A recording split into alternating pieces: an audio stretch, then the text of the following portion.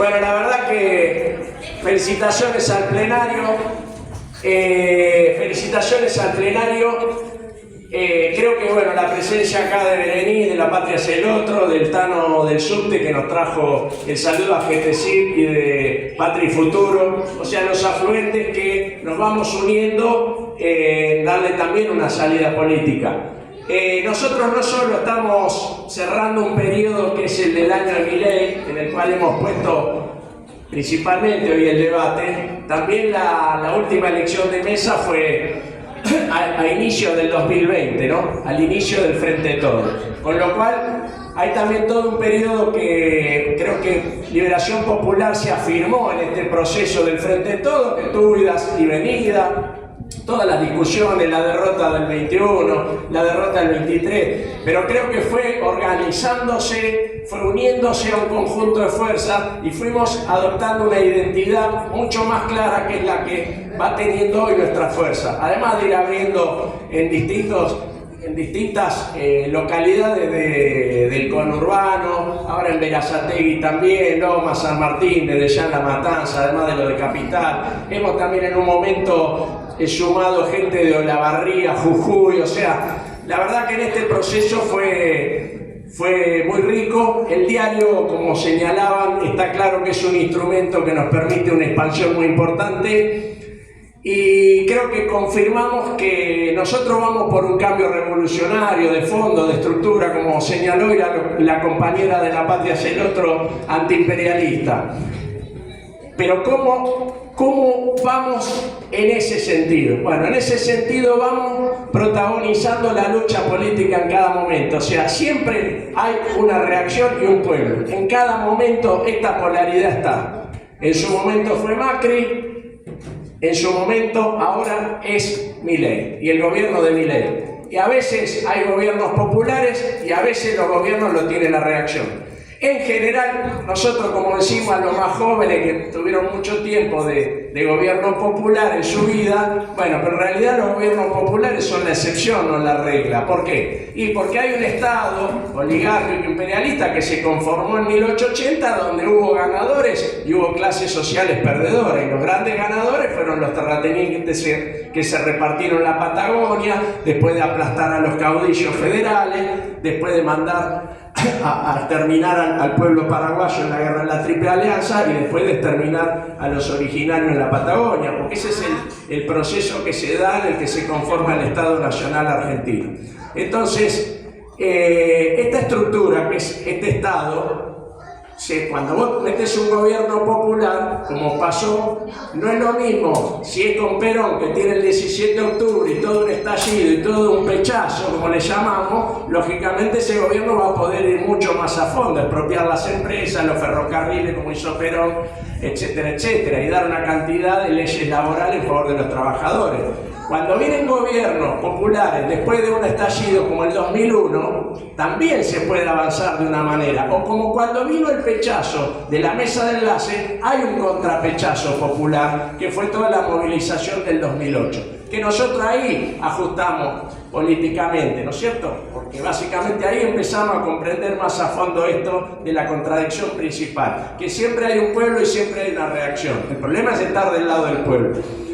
Entonces, a partir de ese pechazo del 2008, o contrapechazo que quería voltear al gobierno, ¿no? Con los cortes de ruta reaccionarios, bueno, vino el contrapechazo popular, se consiguió la UH, se consiguió la estatización parcial de YPF, la jubilación para las amas de casa, una cantidad de cuestiones muy profundas, de la igualdad de género, contra la violencia de las mujeres. Hay un abanico de cosas que se conquistan en ese contrapechazo del 2008.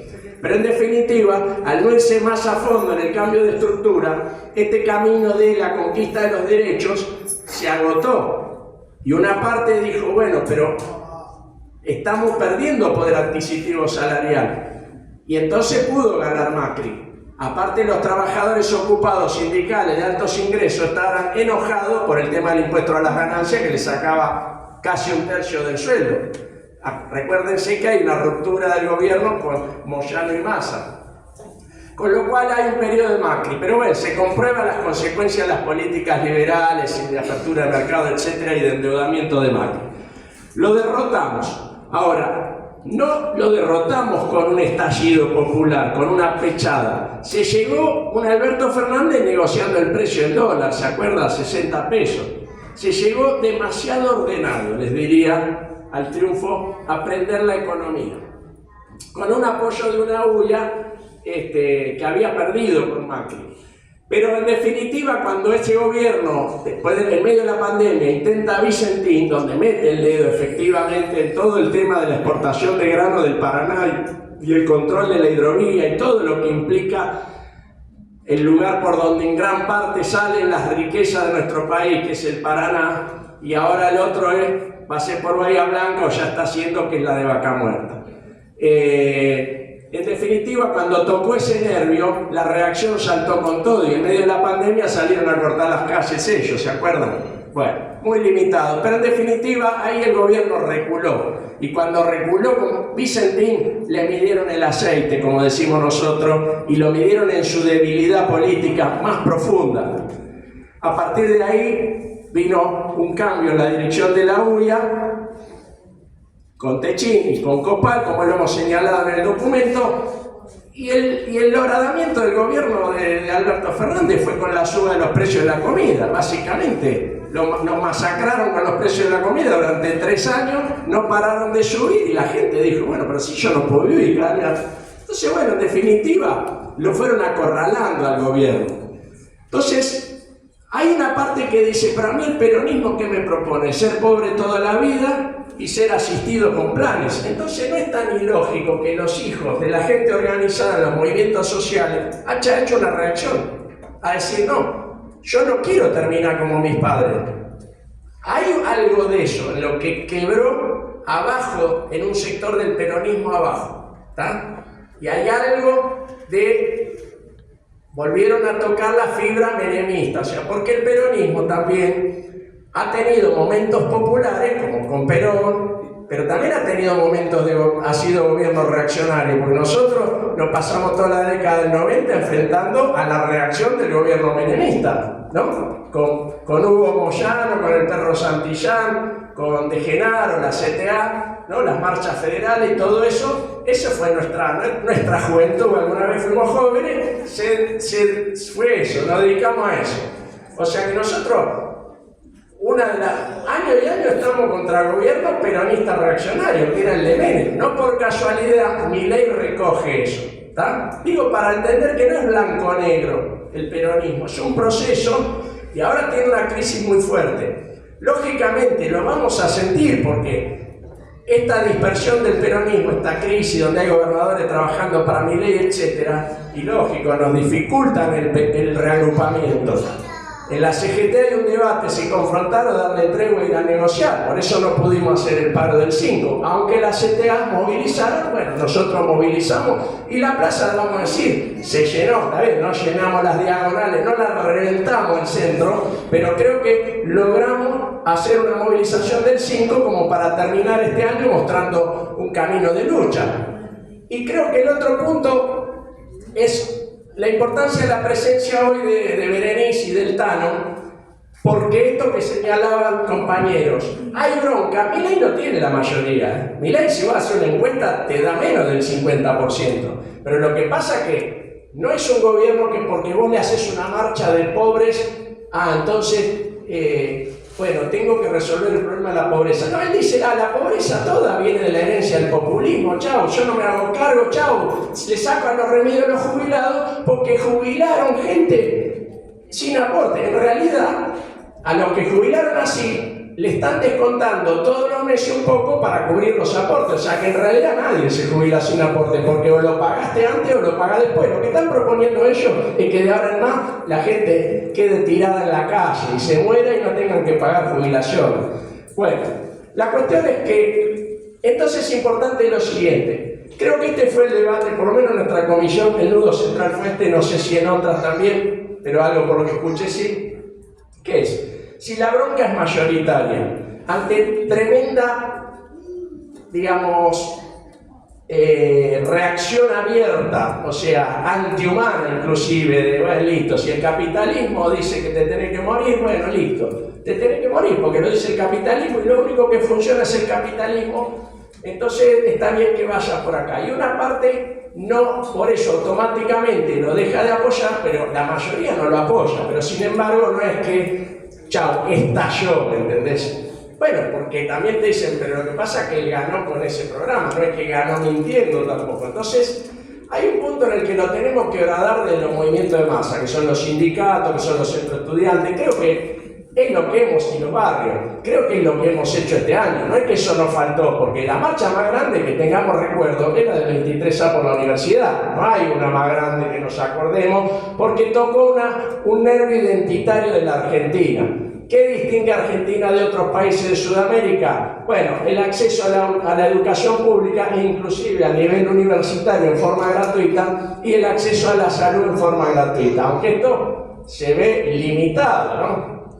Pero creo que gran parte migra a este país justamente por esta diferencia que es totalmente inalcanzable en otros países. Y ellos van contra esto que es identitario en la Argentina, porque el capitalismo dice que hay que eliminarlo, porque no cierran los números. Entonces, está planteada una confrontación muy de fondo. Gran parte del debate que aparece, inclusive entre los compañeros peronistas, es, bueno, pero alcanza el programa con el que veníamos para hacer frente a esto, que era un poquito acá, un subsidio a un industrial acá, otro subsidio acá, y no. O sea, hay una crisis programática también. ¿Por qué? Porque, como decía, creo que vos, Delicio, y aprendamos al revés de Milei. El tipo llegó y que agarró un DNU y dijo, el programa es todo esto, a mí si me da la fuerza, yo te voy de cuajo. Y bueno, yo creo que hay que aprender del enemigo también. El problema es, si nosotros hacemos un pechazo tipo 2001 y ponemos un gobierno popular, ¿qué vamos a ir de a poquito o vamos con nuestro mega DNU? Pero lo único que nosotros, capaz que lo aprobemos en el Congreso, pero vamos a tener ocupadas, si nosotros planteamos que una empresa hay que expropiarla, o que hay que controlar los puertos del Paraná, lo vamos a ocupar con los trabajadores, lo vamos a ocupar con los que viven alrededor de todos esos puntos neurálgicos de la economía,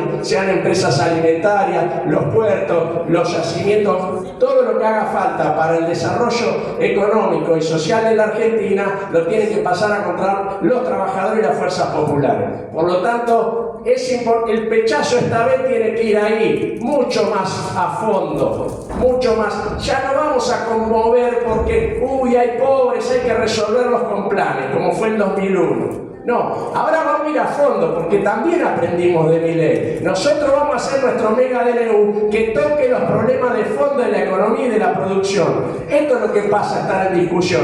Tenemos que levantar el programa del conjunto de las organizaciones populares. ¿Tá? Y esto es importante porque hay compañeros peronistas que también empiezan a plantearse esto, que no alcanza, porque justamente una parte de la juventud que dijo, no voto más al peronismo porque lo único que me propone es seguir siendo pobre pero con asistencia.